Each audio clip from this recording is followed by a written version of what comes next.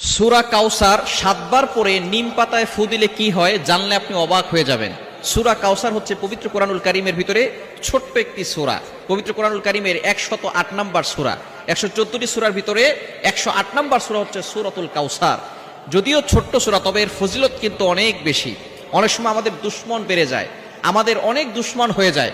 এই দুশমনকে ধ্বংস করার জন্য আপনি কিছু নিম পাতা সংগ্রহ করে ৭ বার পরে যদি আপনি নিম পাতায় ফু দিতে পারেন, এই কিভাবে আমল করবেন এবং কিভাবে আপনি করলে আপনার দুশমন চিরতরে আপনার কাছে নত হয়ে থাকবে, আপনি জানলে অবাক হয়ে যাবেন।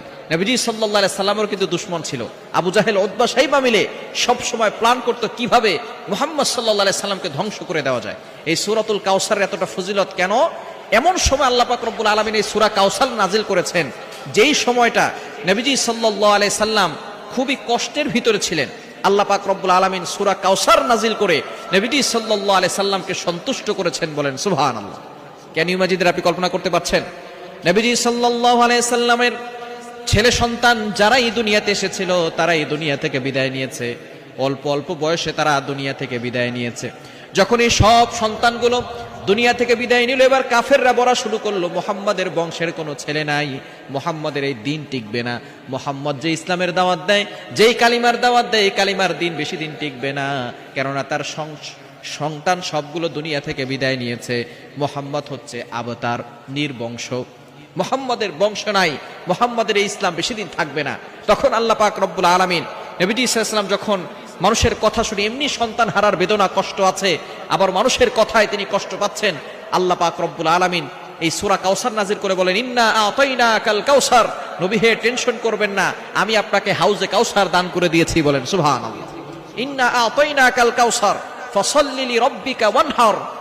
আল্লাহ পাক রব্বুল আলামিন জানিয়ে দিয়েছেন, আপনার জন্য নামাজ এবং কুরবানি দিয়েছি। এরপরে বলছেন, ফাসাল্লি লিরাব্বিকা ওয়ানহার ইন্না শানিআকা হুয়াল আবতার।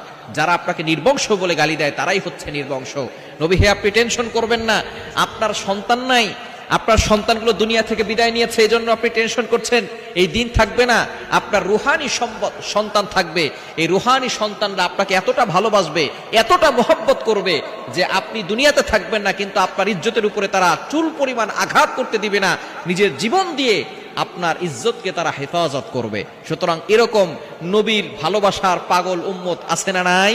সুতরাং নবীজি সাল্লাল্লাহু আলাইহি ওয়াসাল্লাম কেমন সময় এই সূরা আল্লাহ পাক রব্বুল আলামিন দিয়েছেন, যখন তিনি কষ্টে ছিলেন। এই সূরাটা যখন আপনি পড়বেন, দুশমনকে কাবু করার জন্য, তাকে বাধ্য করার জন্য। অনেক সময় আমাদের দুশমন বেড়ে যায়, ভালো যিনি থাকবে তার উপরে দুশমন বেড়ে যাবে। এটা কিভাবে আমল করবেন? আপনি প্রথমে ওযু করবেন, এই আমলটা ফজরের নামাজের পরে করার চেষ্টা করবেন।